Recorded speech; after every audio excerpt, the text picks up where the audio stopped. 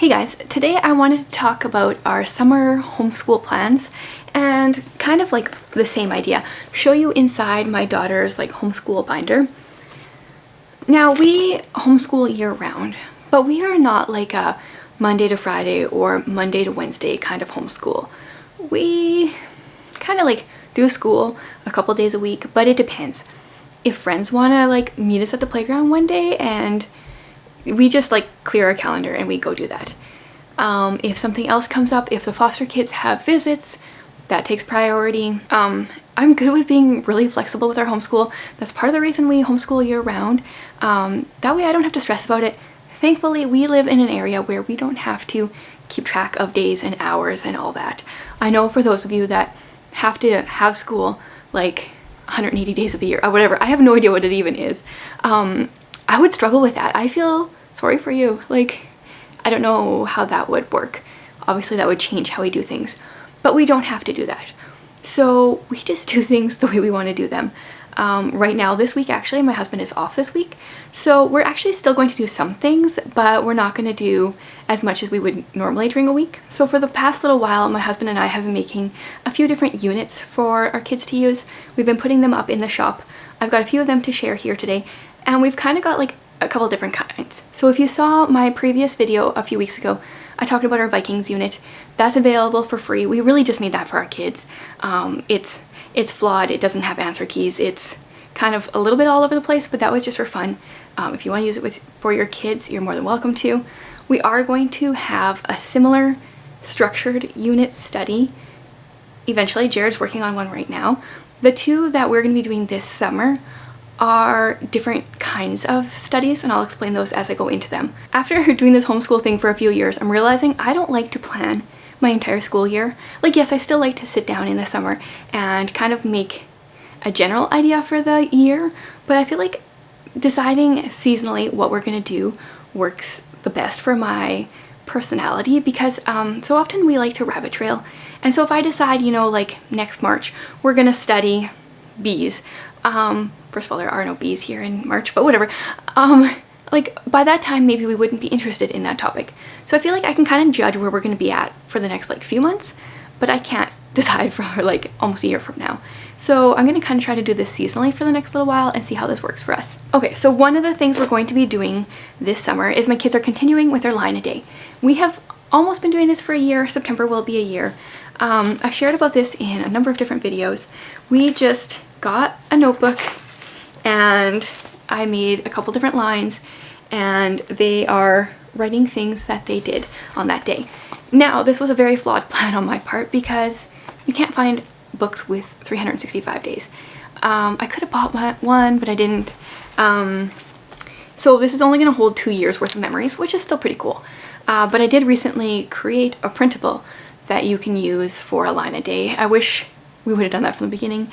We're going to do that after we filled up these line a day journals, and I'm going to be using my printable for myself. So the kids are going to continue with this. Every day they have to write down something they did from the day before. There's been times where, I don't know, they didn't really do anything, they forget what they did, so they wrote a poem, or they copied some words or lines out of a book they're reading, or they drew a picture.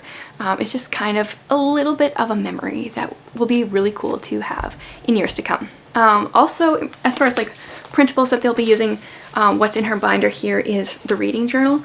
So I have a kids reading journal up in the shop, and this is my daughter's, and each page holds 3 per side, 3 books per side, and she started using it like a week, 2 weeks ago, maybe tops, and she's already filled in like 3, 6, 9, and I know that she has more to catch up on. So this is really cool because I have spots for the format they did, like if they listened to it, if they read the ebook, if they read the physical book, the rating. She's been really liking keeping track and like seeing how many books she's been reading. Okay, so those are just like the basic things that we're doing. But there are 2 units that we've created, one my husband created, one I created, that we're going to be mostly focusing on this summer. I'm not sure how long they'll take us, since we will probably do like 1, maybe 2 lessons for each unit each week. It depends on the week. Some weeks we might do 2, some it will just be 1. Sometimes we'll take a break. But the first one I want to talk about is the forces and movement unit. So Jared created this one, and this is like a science specific unit. So it's not a unit study where you have like all the different subjects. This just has science. So he created a teacher's guide that I read from that tells all the information. So like the first lesson is what is a force? And if you are like not sciencey like me, I really don't understand a lot of this stuff myself. So I just got to read from lesson 1. I got to read the teacher's guide, and then from there was a page where the kids filled out what is a force. So you had to write if this was push or pull forces. So it's like quite easy, just kind of get the general idea. And then each lesson has like a super simple, you can do with materials you have on hand at home, experiment. So for our first one, it was really easy. We were talking about what is force. So we were driving cars down a ramp, and my son decided to see what happened if he made the ramp higher. My daughter decided to see what would happen if we used different material for the ramp. And so they tracked it. So during this unit, you're also learning about the scientific method. So there's observation, question, hypothesis, test, and conclusion.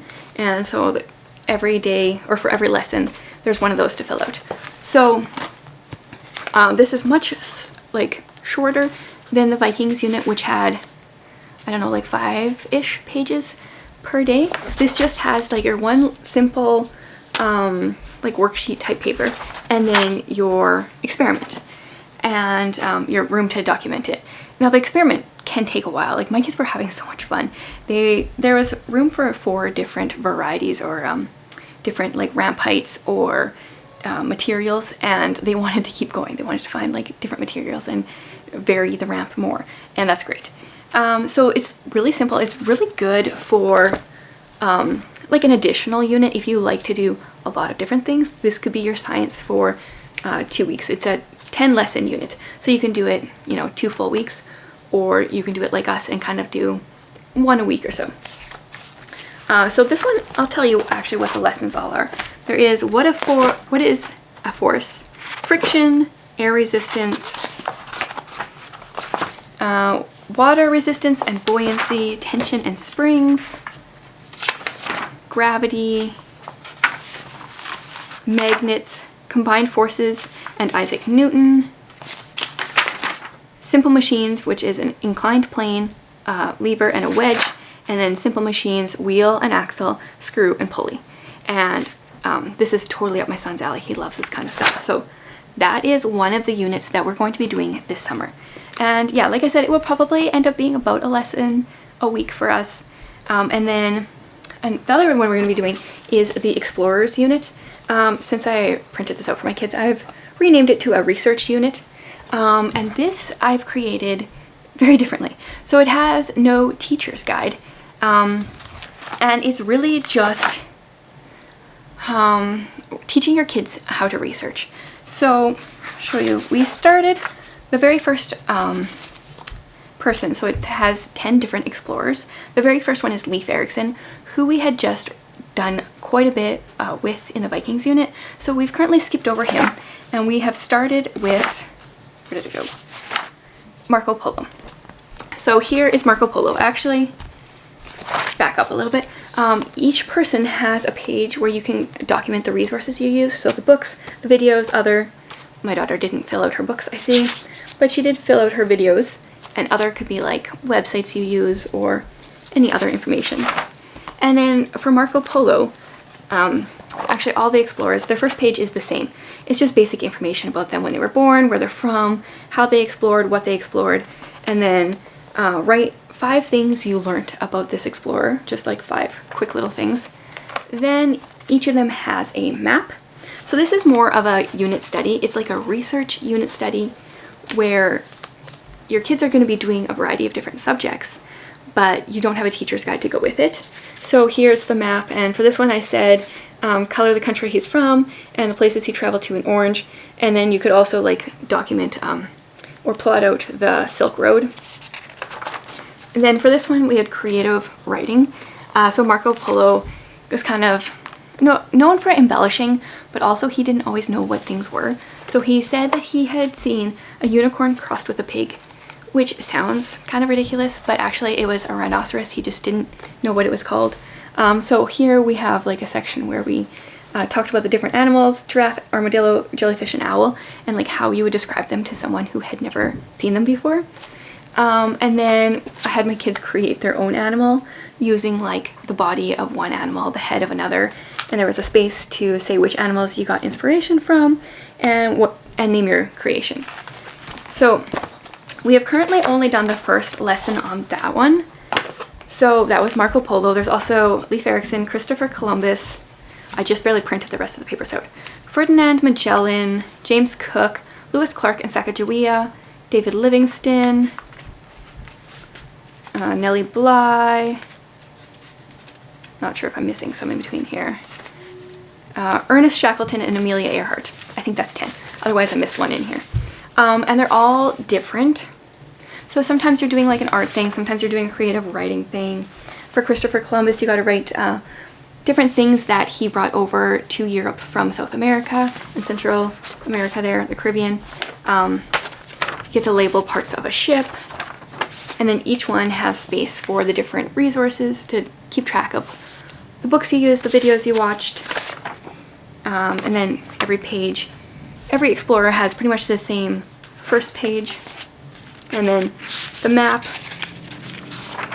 This one, Ferdinand Magellan has a whole bit about scurvy. My kids love like diseases and things, so they're gonna have so much fun with that page.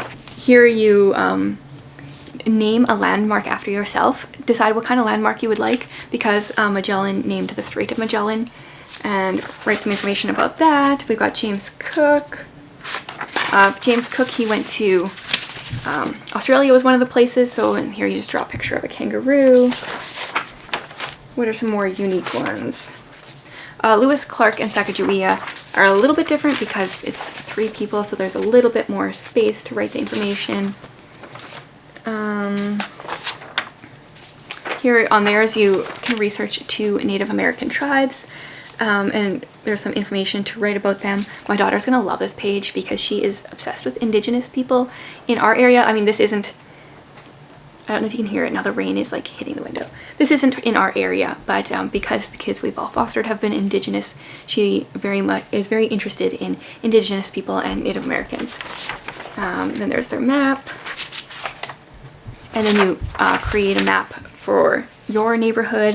So yeah, this one has 10 explorers, and they each have like kind of the same general first page, then a map to do, and then 2 more unique things. So we cover creative writing, art, geography, history, and there's probably more, but yeah, that is the other unit we're going to be doing. Now this, I think, this research unit, I would say is for like ages 8 and up.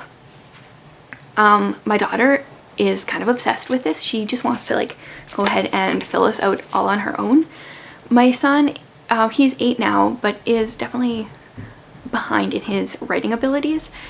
This is a little bit more intensive for him. Like I need to be with him to do it.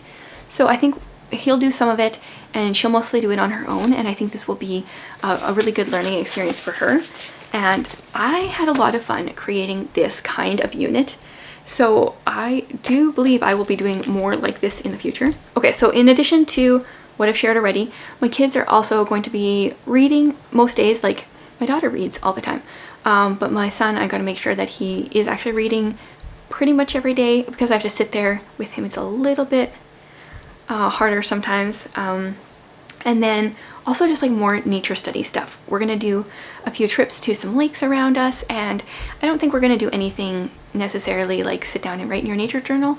I'm fine with that, but I think it will just be more observing and seeing what we have around us. So that is our summer homeschool plan, like open to changes and flexibility. If we get these units done, we might add a couple more in, but currently that's what we've got ready. And yeah, I would love to hear what you are doing for the summer. If there's any topics that you're studying that, you know, I would love for you to tell us, so that maybe if they're interesting, maybe we'll study them in the future. Thanks for watching, guys.